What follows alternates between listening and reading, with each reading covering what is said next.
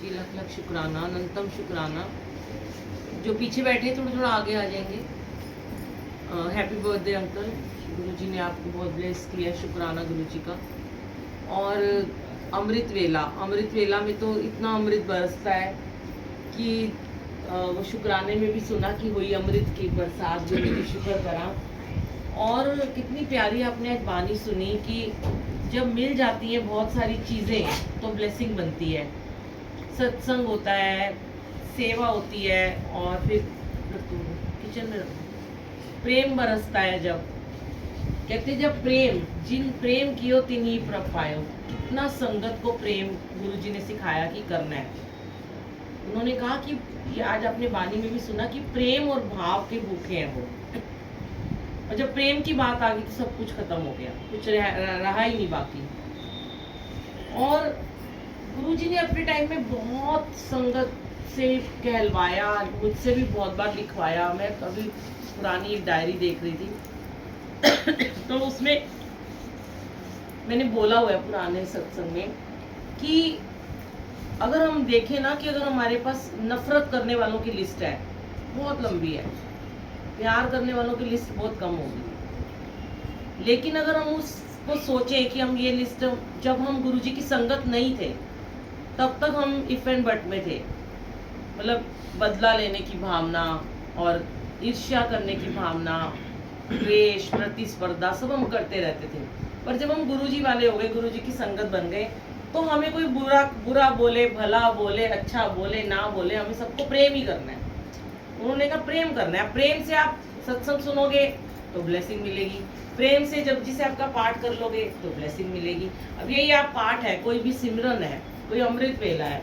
बहुत लोग बोलते हैं अमृत वेला करते हैं, मैं खुद करती हूँ बहुत सालों से, गुरुजी ने बख्शा हुआ है, इवन बचपन से बख्शा हुआ है कि नींद ही नहीं आती 3 बजे के बाद, चाहे 1 बजे सोए चाहे, वैसे तो मैं सो जाती हूँ 10:30 बजे तक, क्योंकि सोना भी जल्दी है तभी आप उठ पाओगे ना, नियम तो बनाना पड़ेगा जीवन में। तो वो जब अमृत होता है ना, अमृत वेले में जो अमृत बरसता है उससे हमारा मन निर्मल होता है। जो हमारे मन में विकार होते हैं ना वो धीरे धीरे दूर होने शुरू हो जाते हैं संगत जी। तो तभी अब कोई लोग कहते हैं नहीं गुरुजी ने नहीं कहा अमृत वेला करो, बहुत संगत के मैं रोज यही शेयर करती हूँ। पर गुरुजी ने जो करते थे उन्हें मना भी नहीं किया, ठीक है।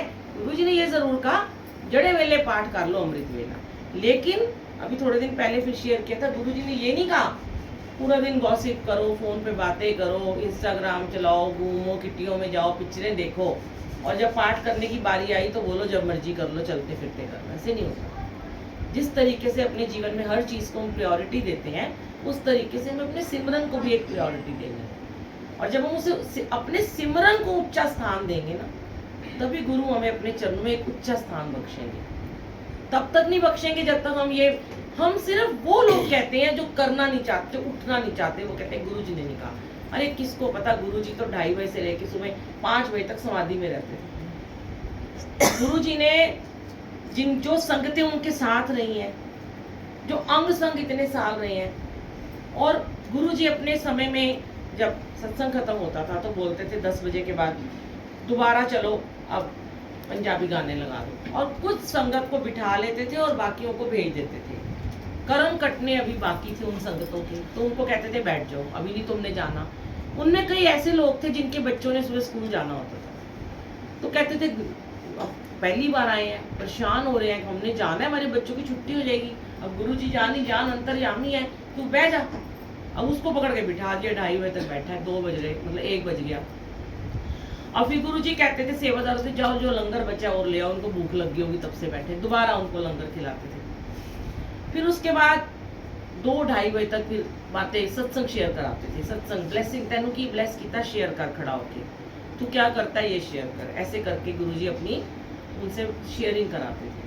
कभी कभी गाने का मूड होता था तो गाने भी गवा लेते होते। उसके बाद अब गुरुजी को पता ये तो कलश रहा है, इसको जाना है, इसका 2:30 मैंने बजाने ही बजाने हैं। उसके कौन से कर्म काट रहे हैं, या हमें अमृत वेले में बिठा के अपने सानिध्य में बिठा के कौन सा हमारा कर्म काट रहे हैं, हमें आज नहीं समझ में आता, ये हमें बहुत बाद में समझ में आता है। जब कभी हमारे साथ बहुत बुरा हो जाता है और हमारा कोई भी कुछ हमारे लिए करने वाला नहीं होता, हमारे लिए कोई पाठ करने वाला नहीं होता, हम लोग बहुत लोग हैं जो मुझे भी मैसेजेस करते हैं, मेरा ये, मेरे पापा, मेरा पति वेंटिलेटर पे, मेरे लिए अरदास करा दो, मेरे लिए सामूहिक जाप करा दो। तो मैं उनको यही कहती हूँ कि आपको खुद भी करना पड़ेगा, पर उस समय वो दुख में होते तो उन्हें समझा नहीं सकते, पर ये सत्संग के जरिए उनको समझाना पड़ता है कि अगर आपने जिस तरीके से अपने बैंक अकाउंट को बढ़ाने के लिए इतना बिजनेस किया, इतने रोज काम पे जाते हो, इतनी मेहनत करते हो, सब कुछ करते हो, अगर अपना सिमरन का अकाउंट भी आपने बढ़ा लिया होता तो आज आपको किसी को नहीं बोलना पड़ता। तो तब गुरु हमारा उस अकाउंट से निकाल के हमें वो ब्लेसिंग दे देते हैं। हमें कभी किसी के आगे, कहते हैं ना, दुख के समय के लिए हम पैसा बचा के रखते हैं कि हमें किसी के आगे हाथ ना फैलाना पड़े, पर हम अपने उन बीमारियों, उन कष्टों के बदले हम लोगों के आगे हाथ फैलाते हैं कि मेरे लिए अरदासें कर दो। वो अरदासें अगर आपने कभी की होंगी जिंदगी में, खुद की होंगी, मांगनी नहीं पड़ेंगी, वो आपका अकाउंट में से निकालेंगे। आपका ही तो दिया है, आपका ही तो दिया, उनको अर्पण किया है। जब समर्पण ही उनको कर दिया तो गुरु ने क्या रखना है? गुरु कभी किसी का रखते नहीं है, गुरु कभी किसी की सेवा नहीं रखते, गुरु कभी किसी का दिया सिमरन नहीं रखते। वो तो हमारे ही भाग जगा रहे हैं, उनको क्या लेना देना। आप उठो ना उठो, बातें बनाते रहो, मैं नहीं उठ सकता, मेरी तबीयत खराब हो जाती है, मैं सारा दिन सो नहीं पाता।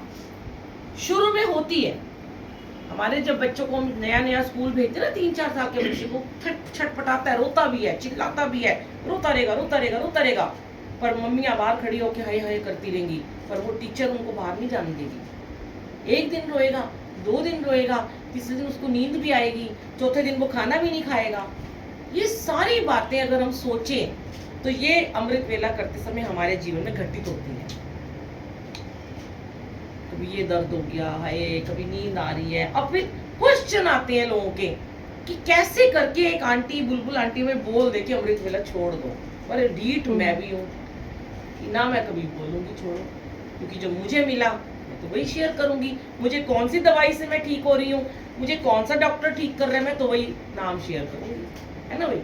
अब वो मुझे कहते हैं नहीं होता आंटी। एक क्वेश्चन, अभी मैंने एक सत्संग डाला था 4-5 दिन पहले यूट्यूब पे कि अमृत वेला भ्रम है या ब्लेसिंग है, क्योंकि उसमें क्या है कि आप बहाने तो बनाएंगे ही बनाएंगे। बहुत लोग हैं, आंटियां अंकल मुझे बहुत बहाने बनाते हैं। कोई कहता है नहा के करना है, भाई इतनी गर्मी पड़ रही है, 4 बार तो मैं नहा लेती हूँ दिन में, तुम सुबह 2 मग पानी के नहीं डाल सकते हो।